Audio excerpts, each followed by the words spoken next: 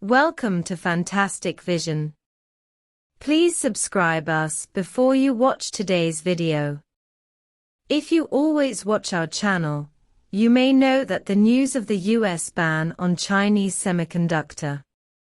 Over the years, the United States has been relentlessly restricting China, including the development of high-tech industries including semiconductors.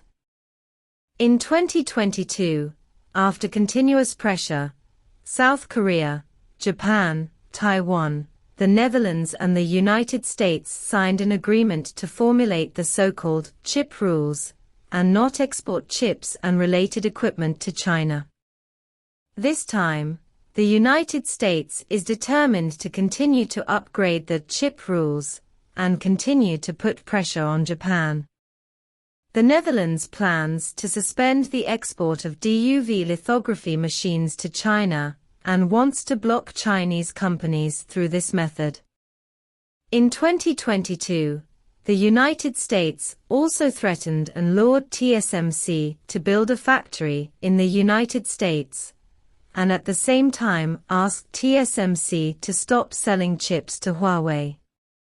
Although TSMC went to the United States to build a factory, it did not receive the expected subsidies.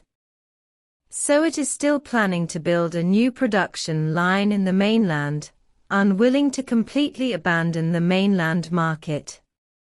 TSMC went to the United States to build a factory, but the mainland company CATL was stopped by the United States to build a factory in the United States. The reason is also very simple. TSMC relies on the United States for its technology, but Ningde Times has leading technology in car batteries. The United States cannot bear them to grab orders at their doorstep.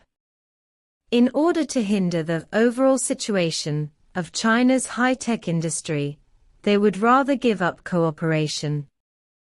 Although they have signed an agreement with the United States, those chip manufacturers are saying one thing and doing another. They are all using their own methods to resist the rules of the United States and continue to insist on exporting to China. The first to speak was ASML in the Netherlands, the absolute overlord in the field of lithography machines. They said that they will continue to ship in 2023, and they do not expect sales to decrease. Not only that, they will also increase their lithography machine production capacity. Initially, the US ban prevented them from selling the most advanced extreme ultraviolet lithography machines, EUV, to China. At that time, there were already rumors that the ban might be extended to more widely used and more mature DUV lithography machines in the future. Now, it really came true.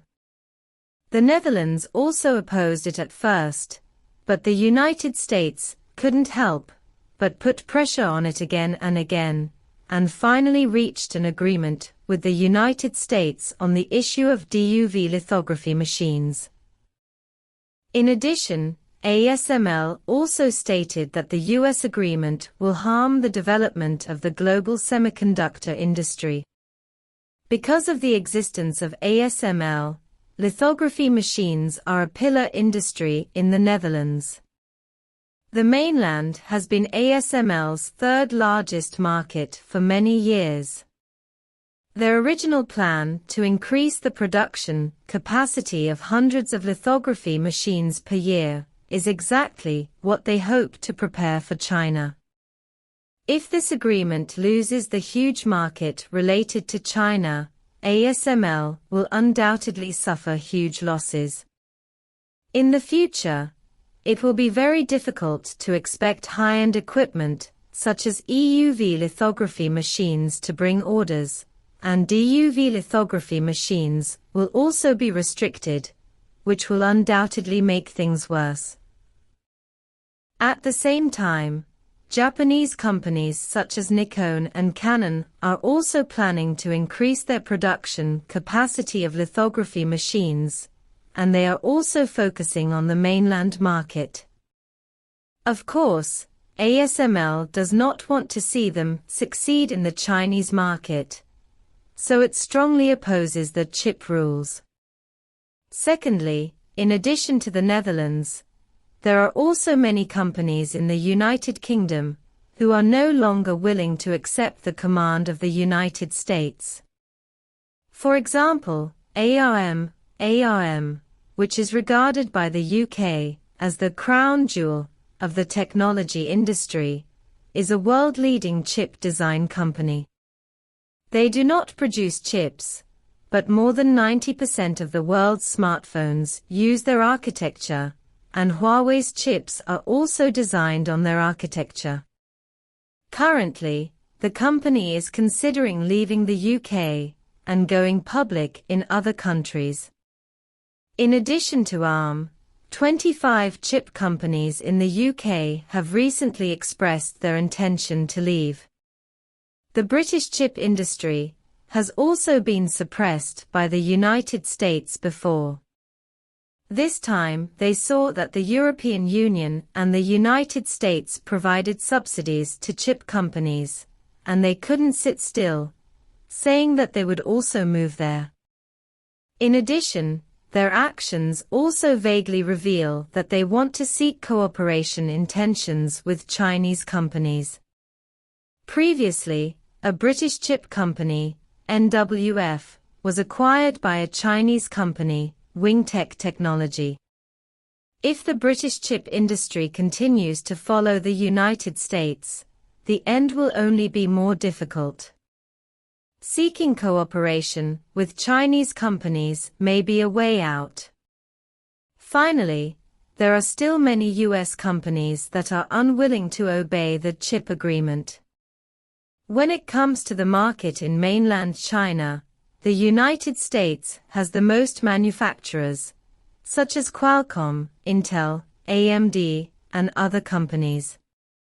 If the ban on DUV lithography machines takes effect, mainland China may suspend the construction of high-end chip production lines, and these companies will suffer the most. What's more serious is that a complete cessation of exports to China will affect the supply chain of the entire semiconductor industry. At present, nearly 30 companies have united to resist chip rules.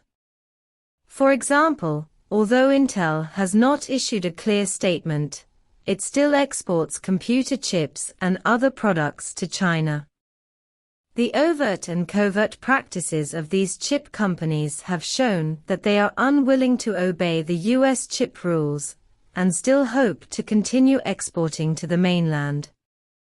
In this regard, foreign media said that they rebelled against the water, and it is estimated that those countries did not consider this situation when they signed the agreement.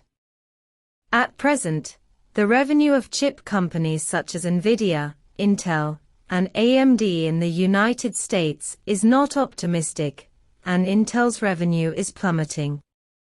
Moreover, the global semiconductor industry has entered a relatively low period, and high-end chips have begun to backlog. If these American companies really completely abandon the Chinese market as required by the agreement, they will undoubtedly face even greater difficulties. This plan of the United States can be said to be shooting itself in the foot. The United States does everything possible to set up obstacles for the development of China's chip companies, mobile phone companies, and other high-tech companies, nothing more than hoping that we can give in or give up, and then buy their products at a high price. But such an approach has harmed the interests of many semiconductor companies around the world, including American companies. These companies can only unite to resist chip rules, continue to strive for exports to China, or cooperate.